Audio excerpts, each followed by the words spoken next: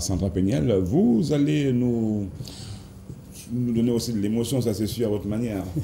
Ah oui. Sandra Péniel. Il faut cette transmission-là. Voilà. Et finalement, ça va aller, docteur? Je vois un peu. Non, ça va aller. Ça va aller, d'accord. Elle repose en paix, ne vous Mais inquiétez Sandra, pas. gardez le noir quand même. Donc, Tu peux enlever, hein, si vous voulez. moi aussi. Vous pouvez enlever le noir. Je peux enlever ici. Regardez, vous m'enlevez ma veste, moi je peux enlever votre. Regardez, retirez ma veste parce que j'ai un petit peu chaud. C'est un défi? N'ayez pas peur, je vous en prie, tenez. D'accord. Ah ben là, c'est pas des choses que vous apprenez à faire aujourd'hui. Un défi pour. C'est pas une chose que vous apprenez à faire aujourd'hui puisque vous le faites souvent sans même nous poser la question. Un défi pour. Non, le public, voilà. Attendez, doucement, faites comme souvent. Ça va aller, hein. Voilà, oui. Ça va aller. Ok, Je m'en vous la mettez juste sur le dessus du siège.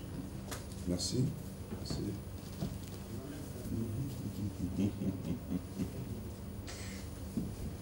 S'il vous plaît, la suite du défi ne m'intéresse pas. Hein. Ne me demandez pas de le faire aussi.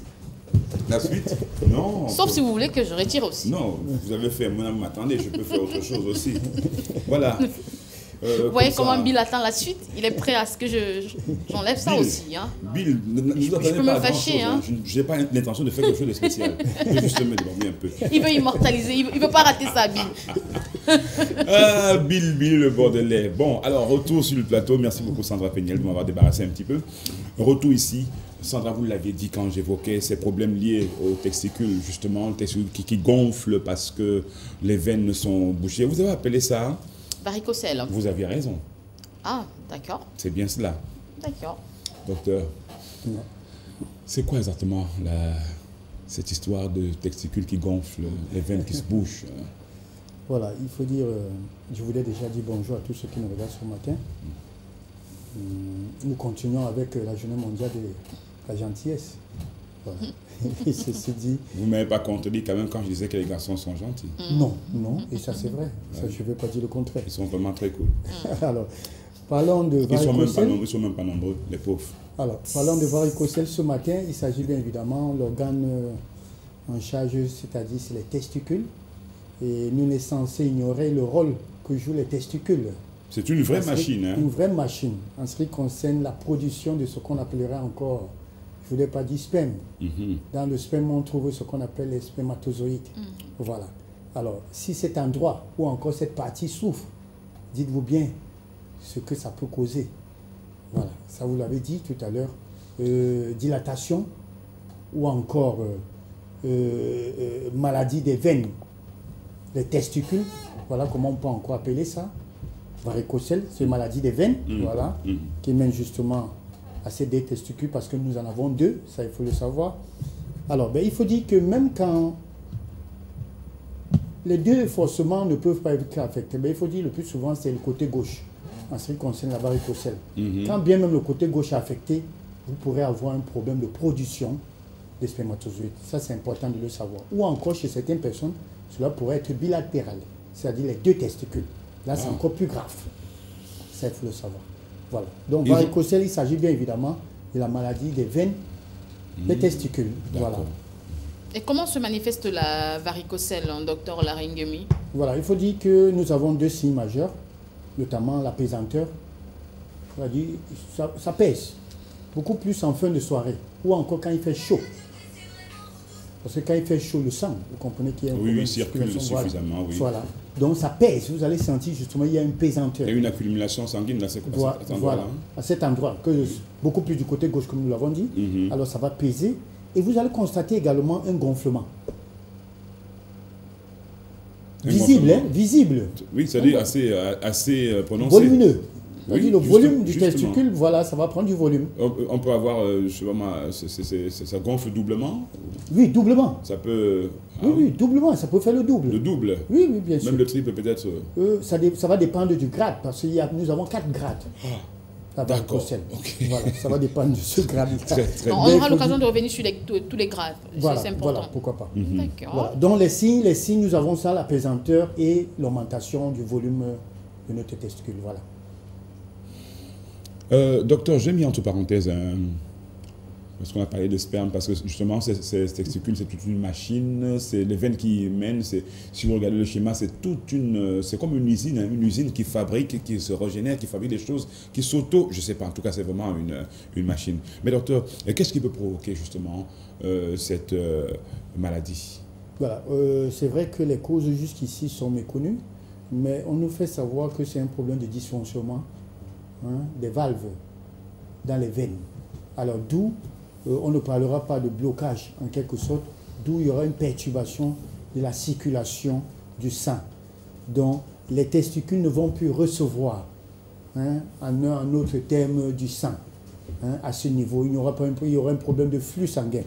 Alors, c'est ce dysfonctionnement-là qui est à l'origine, bien évidemment, du gonflement de nos testicules. Voilà. D'accord, docteur. Parlons des personnes et surtout des facteurs de risque ce matin. Voilà. Parlant des facteurs personnes de risque, déjà, il y a un dysfonctionnement du système veineux. Ça, c'est important de le dire. Ce que j'ai omis de souligner, c'est que les jeunes, même des enfants, peuvent être sujets de ce qu'on appelle varicocèle. Il ne s'agit pas seulement d'une pathologie des personnes, des adultes, voilà, même des enfants. Notamment, nous parlons des hommes ce matin. Alors, personnes à risque également, des personnes de grande taille. Les hommes de grande taille ou encore les enfants de grande taille. Alors, est-ce qu'on devrait, les femmes devront avoir peur d'avoir des garçons de grande taille? Non, il ne s'agit pas de ça, mais ils sont personnes à risque. Alors, quand vous avez un enfant qui a vraiment une grande taille, il faudra penser, bien évidemment, au moment du diagnostic, penser à ce qu'on appelle une varicocèle. Ça, c'est important. D'autres facteurs de risque, nous avons ce qu'on appelle le tabagisme, nous avons l'alcool, nous avons ce qu'on appelle le cholestérol, bien évidemment. C'est vrai que le cholestérol, c'est important pour notre organisme, mais l'excès nuit. Ça, c'est important. D'autres facteurs, comme facteur également, nous avons la sédentarité. Le fait de ne pas bouger, de ne pas faire le sport, fait partie également des facteurs de la varicocèle.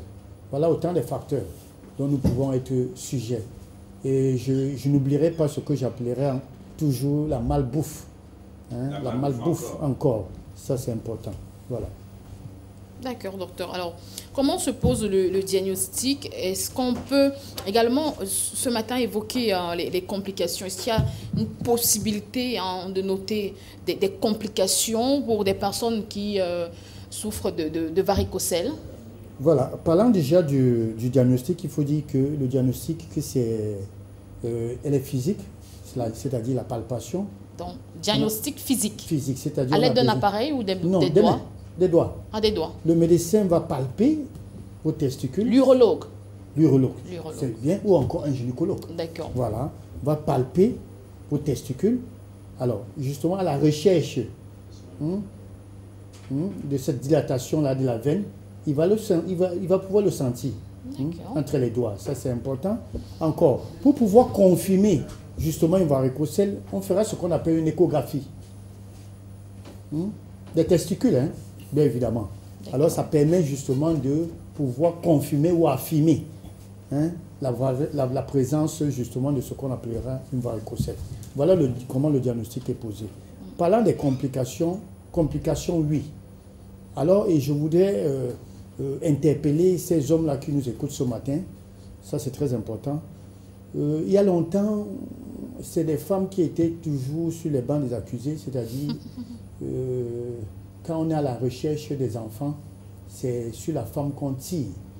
Et vous conviendrez avec moi que rares sont des hommes même qui allaient à l'hôpital. Quand la femme rentre, il dit que le docteur a demandé que tu passes aussi.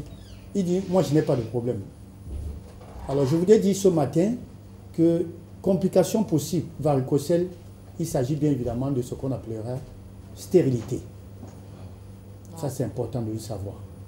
C'est vrai que c'est une expression que l'OMS a bannie. Oui. Donc, infertilité. Non, je sais, ça banni. C'est trop fort. C'est trop fort. Non, permettez-moi de le dire, c'est pour qu'ils comprennent. C'est-à-dire, quand vous atteignez l'âge au moins de 20 ans, quand vous avez traversé l'âge pubère, pensez déjà que vous êtes appelé. Sandra Péniel, la femme ne saurait faire un enfant si ce n'est pas de l'homme, à moins qu'elle soit immaculée. Ou qu'elle soit Marie, ce qui est... Voilà. Donc, comme vous dites que l'homme, quand vous avez déjà l'âge pubère, pensez déjà que vous êtes appelé à pouvoir donner de l'enfant à une femme. Et pour cela, vous devez prendre charge. Alors, quand je dis stérilité, c'est pour qu'ils comprennent que quand vous commencez à grandir, ne commencez pas à boire la bière. Ne commencez pas à, comme on dit quoi, manger vivant ou buvant vivant. Le tabac aussi. Tabac et tout ça là. Pensez à cette chose-là, à cette pathologie qui est fréquent déjà. Et pour cela, vous devrez justement, la première des choses que vous devez faire, il faut, même sans consultation, penser à aller faire un diagnostic. Parce que la prévention passe par le diagnostic. Ça, c'est important. Voilà pourquoi j'ai parlé de stérilité. Mais c'est vrai que le thème, c'est infertilité. Alors, il faut dire, j'ai parlé tantôt tout à l'heure des grades. Grade 0, grade 1, grade 2, grade 3, on tend à une stérilité. Vous ne pourrez plus avoir. Ça, il faut le dire ainsi. Alors, si c'est vite dépisté, la prise en charge, oui, on peut encore sauver. Mais si vous atteignez la grade 3, non, c'est fini. Dites-vous bien que vous ne pourrez plus avoir. On ne peut plus avoir l'enfant par de stérilité. Ça, c'est important. Voilà donc les complications. L'une des complications également, c'est le cancer du rein. C'est pas possible. Oh my God. Ça, c'est important de le savoir. Varicocèle, parmi les complications possibles, cancer du rein. Parce qu'il y a une veine justement qui va au niveau des reins, qui quitte des testicules pour les reins. C'est important de le savoir. Donc, pour vous qui êtes déjà sujet, et n'oublions pas, ça peut récidiver. Si vous en avez eu du gène varicocèle, faites très attention parce que ça peut récidiver. Ça peut revenir, en d'autres termes. Voilà. El commandante, il est important maintenant, après avoir parlé de complications, de voir si c'est possible un traitement. On peut contourner s'il y a de l'espoir. Un espoir, si on peut contourner ça, si on peut prévenir justement cette maladie. Voilà, prévention, non. La prévention, c'est quoi? C'est de penser à se dépister, se faire dépister. On est déjà homme. Est-ce qu'on est en train de développer une varicocèle sans le savoir? À quel moment faut-il le faire, docteur? Déjà à partir de 20 ans. D'accord. Il faut penser. Aller à l'hôpital pour faire ce qu'on appelle un check-up. On appelle généralement un check-up. Le check-up ne s'arrête pas seulement à un examen de sang. Hein? Il faut penser à ce qu'on appelle l'imagerie. Hein? Faire une échographie. Ça, c'est important pour s'assurer de l'état de nos organes. Il faut penser. Et ça, je m'adresse à ces jeunes hommes-là. Ça, c'est important parce qu'il ne se passe pas une semaine que nous ayons des jeunes qui viennent pour un problème d'infertilité. Et ce sont des jeunes de moins de 30 ans. Ça, c'est important de le mentionner. D'accord. Alors, docteur, en parlant de traitement, est-ce que l'opération... Oui, le traitement existe. Il faut dire que ça va dépendre également de ce grade-là, du stade de l'évolution de la maladie. Mais plus l'évolution est au grade 3, c'est l'opération. Il faut faire la chirurgie. Alors, quand on fait la chirurgie, justement, c'est pour permettre que nous ayons un bon résultat. Pour certainement pouvoir sauver cet homme-là, pouvoir faire des enfants demain. Ça, c'est important. Mais sinon, il y a des médicaments également qui permettent de prendre en charge. Mais je voudrais dire que si la varicocèle ne gêne pas, on n'a pas besoin. Si vous êtes déjà adulte, vous avez atteint un certain âge, on n'a pas besoin. Ça ne va pas vous tuer, on n'a pas besoin d'opérer. On n'a pas besoin d'opérer. Ah bon? Ça, je l'ai toujours dit, c'est important. Je ne vais pas tirer sur les chirurgiens, mais je dis toujours, quand il s'agit de l'opération, le conseil que j'ai toujours donné, cherchez à avoir 2-3 avis avant de vous coucher sur une table pour une opération. Ça, c'est important. Voilà le conseil que je donne. Ça ne va pas beaucoup plaire. Hein? Oui, ne courez pas directement parce qu'un médecin a dit, c'est vrai, il peut être un spécialiste, qu'il a dit, non, monsieur, on va vous opérer. Il peut se tromper. Il peut se tromper. Ça, ne l'oublions pas. Nous sommes tous des humains. Donc, cherchez à avoir au moins 3 avis avant de vous coucher sur une table. Voilà, parce qu'il faut dire que l'opération également, ce n'est pas toujours aisé. Oui. Hein. Voilà, en ce qui concerne plus de 500 000. Il y a des risques, il y a également des risques liés à l'opération. Hein. Wow. Voilà. Mais il y a des médicaments, c'est la bonne nouvelle. Il y a des médicaments en ce qui concerne quand c'est tout au début. Hein. Ça, il faut le mentionner. Quand c'est tout au début. On peut également pomper avec des hormones pour des hommes qui n'ont pas des hormones, des injections et tout ça. Est-ce qu'on peut contourner la varicocèle? Contourner la varicocèle passe par une bonne alimentation. Comme je l'ai dit, ça passe par une bonne alimentation. Nous avons parlé de l'endométriose hier, je crois, pour les femmes. Je voudrais dire ce matin, en ce qui concerne les hommes, l'alimentation du jeune garçon, il faut déjà penser à ce qui s'alimente bien. Et mieux s'alimenter, ça veut dire prendre soin de ces testicules qu'on voit à l'image. C'est un bijou. C'est même le diamant de l'homme là-bas. Hein? C'est un bijou dont il faut prendre soin. Il y en a qui en possèdent un seul. Oui, un seul, oui, ça dépend parfois. Mm. On dit souvent la descente des testicules. Certains, voilà, ça c'est une autre pathologie dont nous aurons à parler. Parfois, ça peut ne pas descendre. Il va falloir une intervention pour que ça puisse descendre dans la bouche. Donc, ça existe. Est-ce que c'est possible de regarder Jason et d'imaginer s'il en a 2 ou 3? Non. C'est pas possible, d'accord. Il doit passer par un check-up. Pourquoi me regarder alors que vous pouvez vérifier? Bon, plus simplement. Bon, c'est mieux qu'on va aller. Vous voulez que je m'approche un peu? Non, c'est mieux à l'hôpital. Il faut éviter également les traumatismes à cet endroit-là. Hein. Ouais, il faut éviter. J'allais justement vous... il faut éviter, on ne doit pas le presser fort. Oui. Donc il faut éviter la douceur. Il faut éviter tout ce que vous faites dans vos préliminaires ou dans vos actions. Il faut dire que c'est un œuf. Allez-y. Mais il y a des femmes qui frappent souvent là-bas. Hein. Non, c'est pas. Je crois qu'elle. Les femmes qui sont violentées, elles n'ont pas de force. Vous savez que c'est la partie faible. Sandra Peña, tout de suite, je vous dis. Non, mais quand vous bastonnez la femme, parfois elle vous tient pas là-bas. Tout de suite, je vous le dis là tout de suite, sans même avoir c'est votre diamant. Je vous le dis sincèrement. On ne touche pas là-bas. Il ne faut pas qu'on ne touche pas, mais il faut y aller vraiment avec beaucoup de douceur. D'ailleurs, ce n'est pas tous qui vont vous laisser aller à cet endroit-là comme ça. Parce que là, comme disait le docteur, c'est plus que le diamant.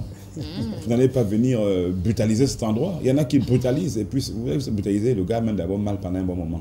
Oui, mais s'il a commencé par une paire de gifles et s'il a giflé sa femme, elle fait comment pour se défendre?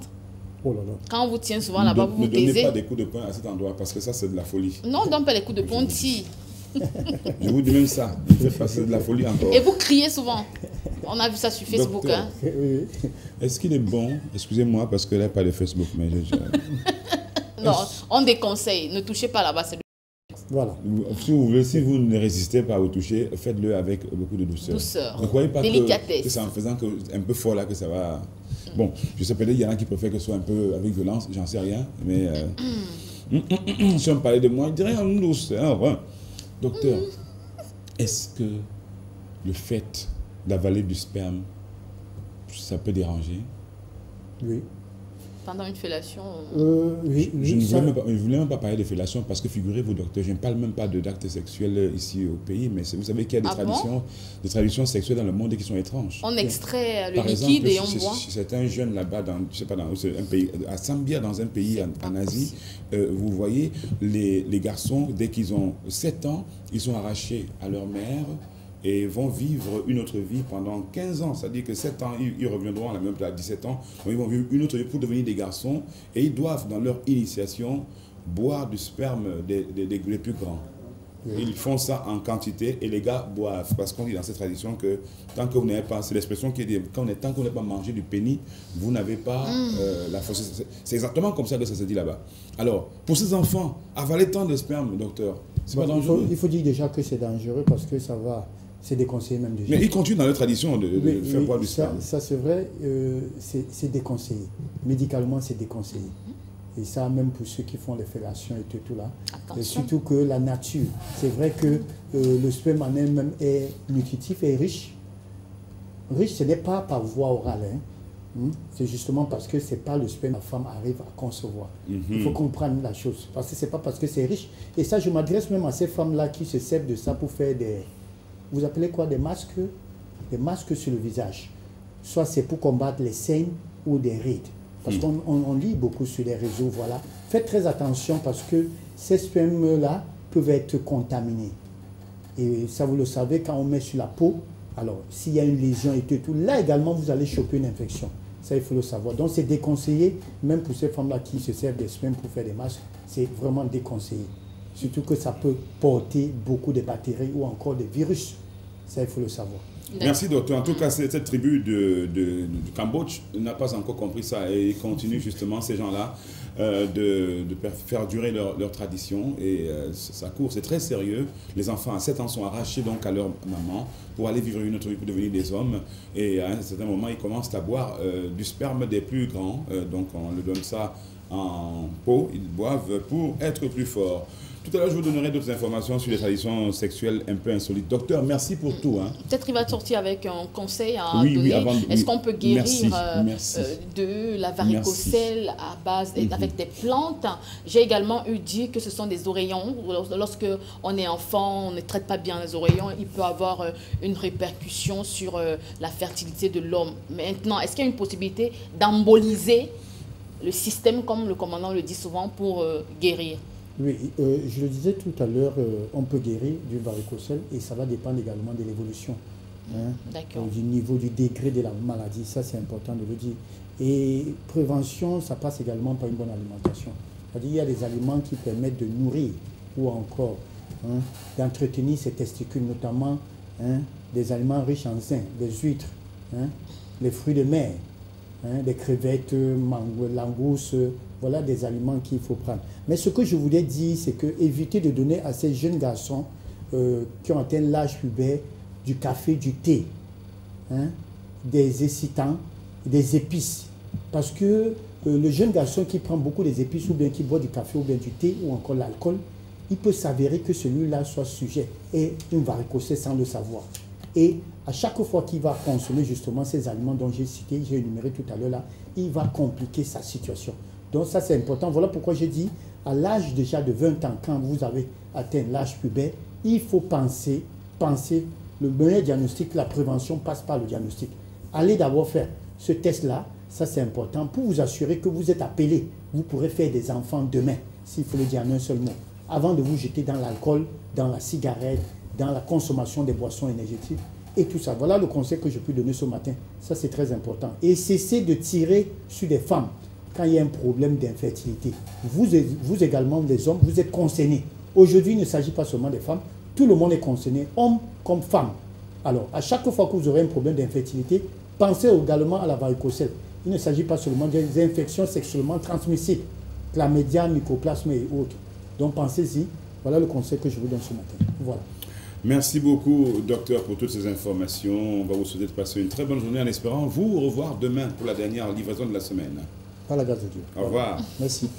Sandra Péniel. Oui, mon commandant. Dans une minute, ils pourront t'appeler. Je voulais simplement vous parler de ces traditions sexuelles dans le monde qui sont parfois très bizarres. Là, on parlait de cette tribu au Cambodge qui donne donc la possibilité aux jeunes adolescents, aux adolescents de pouvoir boire du sperme et des grands pour se sentir fort. Et manifestement, ça marche dans leur tradition. Toujours au Cambodge, il y a une autre tribu. Oui. Il y a quelqu'un au téléphone déjà? Oui, je vois, Yvette Solon.